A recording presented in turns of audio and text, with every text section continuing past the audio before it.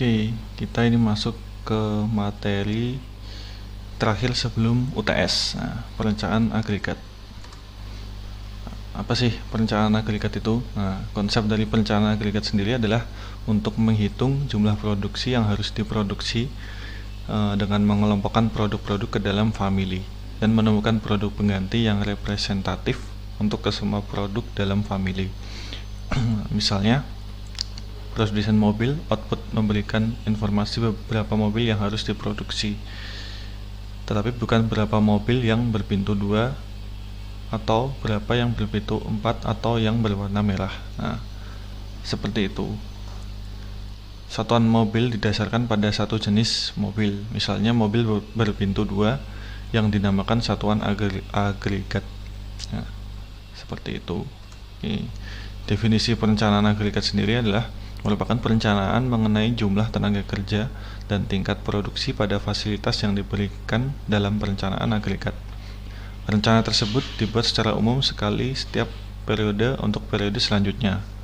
Tujuan perencanaan agregat sendiri adalah penggunaan yang produktif baik atas sumber daya manusia ataupun sumber daya yang pelengkapnya, supporting sumber dayanya. Nah, input perencanaan agregat itu ada peramalan atau forecasting, perencanaan strategi bisnis.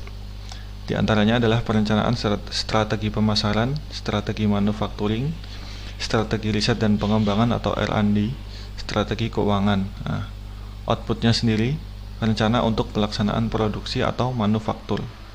Secara fisik, outputnya berupa jadwal produksi atau pengambilan keputusan jumlah produksi tiap periode. Nah, parameter perencanaan produksi agregat. Nah, ini perencanaan dilakukan pada tingkat kasar untuk memenuhi total kebutuhan semua produk yang akan dihasilkan, bukan per individu produk dengan menggunakan sumber daya yang ada. Nah, tujuannya untuk memproduktifkan utilisasi dari sumber-sumber tenaga kerja dan mesin. Faktor-faktor yang dipertimbangkan dalam perencanaan agregat yaitu semua sumber daya yang tersedia, jumlah tenaga kerja, dan tingkat persediaan.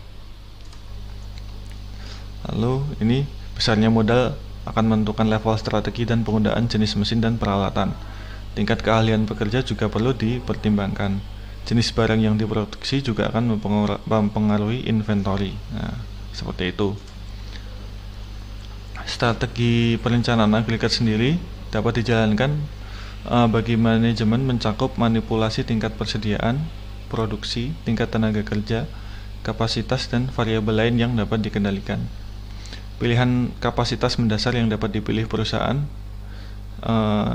sebagai berikut. 1. Tingkat persediaan yang berubah-ubah. 2. Mengubah jumlah tenaga kerja dengan cara mempekerjakan pekerja atau memberhentikan pekerja. Mengubah tingkat produksi melalui waktu lembur atau waktu kosong. Subkontrak itu menggunakan pihak ketiga, mempekerjakan tenaga paruh waktu. Nah, biaya-biaya yang terlibat pada perencanaan agregat sendiri, ini ada hiring cost. Hiring cost sendiri adalah ongkos penambahan tenaga kerja. Layoff cost itu ongkos untuk memberhentikan tenaga kerja. Overtime cost dan undertime cost itu ongkos lembur atau ongkos menganggur. Inventory cost dan back order cost, subkontrak cost itu ongkos untuk pihak ketiga atau subkontrak. Metode perencanaan agregat sendiri ini ada beberapa macam. Yang pertama, metode heuristik trial and error. Itu terdiri dari beberapa metode lagi, yaitu metode pengendalian tenaga kerja, pengendalian persediaan, pengendalian subkontrak. Nah, itu 3 tadi itu termasuk metode heuristik. Lalu metode optimasi menggunakan linear programming dan transportasi land.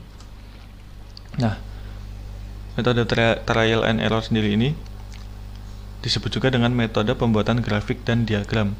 Metode pembuatan grafik dan diagram ini sangat sering dipakai karena mudah dipahami dan digunakan.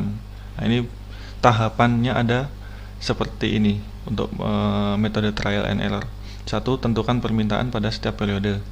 2. Tentukan berapa kapasitas pada waktu-waktu biasa, waktu lembur, dan tindakan subkontrak untuk tiap periode. Selanjutnya, tentukan biaya tenaga kerja, biaya untuk mempekerjakan pekerja atau memperhentikan pekerja. Lalu selanjutnya, pertimbangan kebijaksanaan perusahaan yang dapat diterapkan pada para pekerja. Yang terakhir, kembangkan rencana-rencana alternatif dan amatilah biaya totalnya. Ini contoh kasus metode heuristik ya. Nah, ini diberikan contoh data biaya yang berhubungan dengan produksi. Nah, ini diberikan contoh biaya penyesuaian penambahan kapasitas atau hiring cost-nya 100, biaya penyesuaian penurunan kapasitas atau layoff cost 150, biaya penyesuaian persediaan inventory cost 50, subkontraknya 80. Nah, ini datanya seperti ini. Permintaannya terdiri dari 8 periode. Ini ada per periodenya seperti ini. Terus akumulasi jumlah permintaannya sebanyak 2400. Nah, seperti itu. Lalu untuk mencari tingkat produksi rata-ratanya sendiri, ini caranya. Total produksi selama periode perencanaan dibagi jumlah periode perencanaan. Nah, jumlah permintaan yang tadi ini dijumlahkan semua, lalu dibagi ini 8 periode ini. Ketemulah hasilnya 300. Lalu setelah itu jumlah produksi ini 300 ini kita masukkan ke tabel yang variabel produksi. Lalu kita akumulasi 300 ditambah 300, 600 tambah 300, 900 dan selanjutnya hingga tercapai 2400 sesuai dengan permintaannya tadi. Nah, metode pengendalian tenaga kerja ini jumlah yang diproduksi pada periode pertama diinisialkan sebesar permintaan pada periode 1. Jika permintaan pada periode berikutnya mengalami kenaikan, maka akan dilakukan penambahan kapasitas. Jadi di sini yang metode pengendalian kerja ini, jika jumlah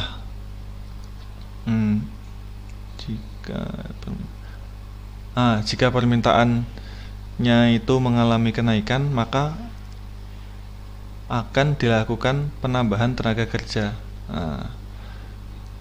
Seperti itu.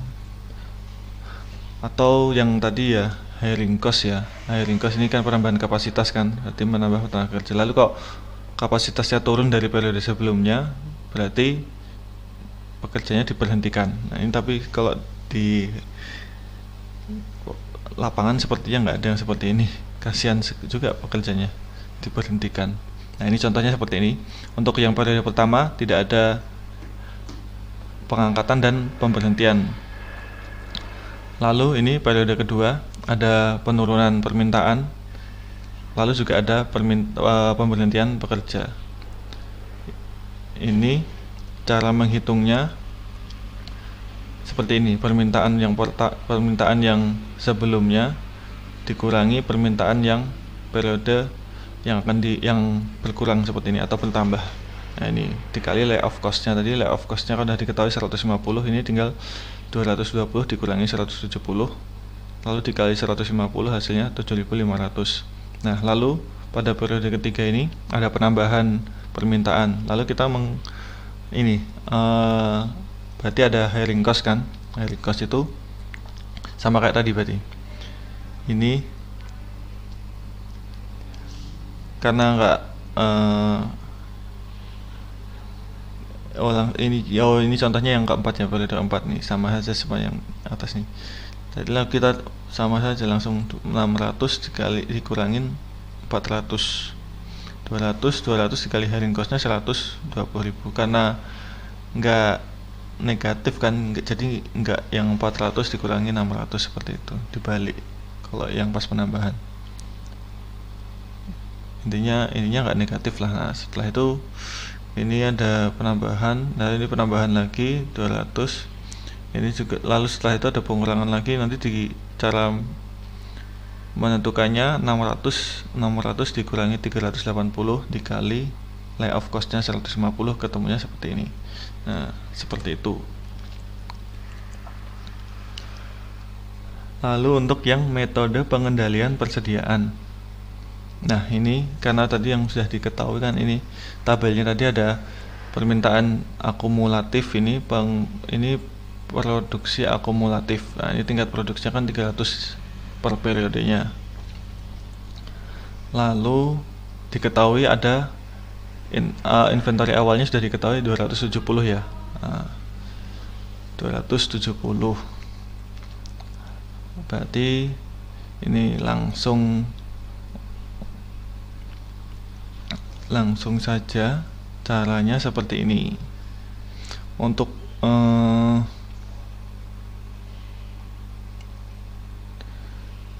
jumlah produksi 300. Nah, ini inventory ini, untuk mencari inventory ini kita tinggal mengurangkan produksi ini dengan permintaan ini. Jadilah ketemunya 80. Seperti itu. Lalu untuk yang penyesuaian inventory ini, caranya 270 ditambah 80, 350. Nah, karena ada penambahan inventory, jadi kita menambahkan inventory sebanyak 350. Sama juga yang periode kedua. Ini inventory 210 ini 600 dikurangi 390 jadinya 210. Karena ada penambahan inventory lagi, yang penyesuaian yang inventory awal 270 ini ditambahkan 210. Seperti itu. Ini juga sama. Kalau misalnya ini jumlah produksi sama demandnya ini jadi minus, berarti tinggal ini dikurangin ini. Seperti itu. Lalu untuk menghitungnya, ini contoh yang periode ketiga ya. 380 ini inventory yang periode ketiga dikali inventory cost-nya. Inventory cost-nya tadi sudah diketahui 50 ya. Jadinya 19.000. Nah, seperti itu. Yang lainnya juga sama aja, nanti caranya seperti itu. Nah, metode pengendalian subkontrak. Metode ini akan berproduksi pada tingkat permintaan yang paling kecil selama periode perencanaan. Apabila pada suatu periode permintaan lebih besar dibanding tingkat produksi, maka akan dilakukan subkontrak. Permintaan minimal 130. Nah, ini untuk mencari jumlah subkontrak ini caranya permintaan dikurangi produksi ini. Lalu ketemu hasilnya seperti ini. Ini seperti ini, dikurangin. Lalu untuk mencari biaya ini, contohnya ini biaya periode ketiga, ya sudah 270 ini dikalikan nilai subkontraknya tadi yang sudah diketahui di awal 80. Hasilnya seperti ini. Nah, sisanya sama untuk mencarinya, seperti itu. Nah, metode optimasi perencanaan agregat dapat menggunakan metode optimasi yang terdiri dari model linear programming dan model transportasi land. Metode ini menggunakan produksi reguler, overtime inventory, back order, dan subkontrak. Hasil perencanaan yang diperoleh dapat dijamin optimal dengan asumsi optimistik bahwa tingkat produksi dapat diubah dengan cepat. Agar metode ini dapat diaplikasikan, kita harus memformulasikan persoalan perencanaan agregat sehingga kapasitas yang tersedia dinyatakan dalam unit yang sama dengan kebutuhan. Total kapasitas untuk horizon perencanaan harus sama dengan total peramalan kebutuhan. Semua hubungan biaya merupakan hubungan linear. Nah, model transportasi. Model transportasi ini dilakukan dengan menggunakan bantuan tabel transportasi. Terdapat beberapa informasi yang penting diketahui sebelum menggunakan tabel transportasi. Yaitu, ini. 1. Hitung terlebih dahulu total permintaan seluruh produk selama perencanaan dalam satuan agregat. Hitung terlebih dahulu kapasitas yang tersedia tiap pilihan produksi selama perencanaan dalam satuan agregat. Hitung ongkos per unit satuan agregat. Optimasikan rencana produksi di setiap periode dalam horizon perencanaan mulai dari periode awal. Nah, ini diketahui diberikan kasus seperti ini, metode transportasi land, data kapasitas dan permintaan. Diberikan seperti ini, regular time-nya 700, 800, 900, 500, 4 periode ya. Ini ada overtime-nya, subkontraknya, lalu permintaannya segini. Untuk regular time ini 100 per unit, ini biaya. Overtime 125 per unit, subkontrak 150 per unit, inventory 20 unit per periode, persediaan awal 100 unit, persediaan akhir 150. Nah, Ini tabelnya seperti ini. Agak bingung pasti ya, sebentar.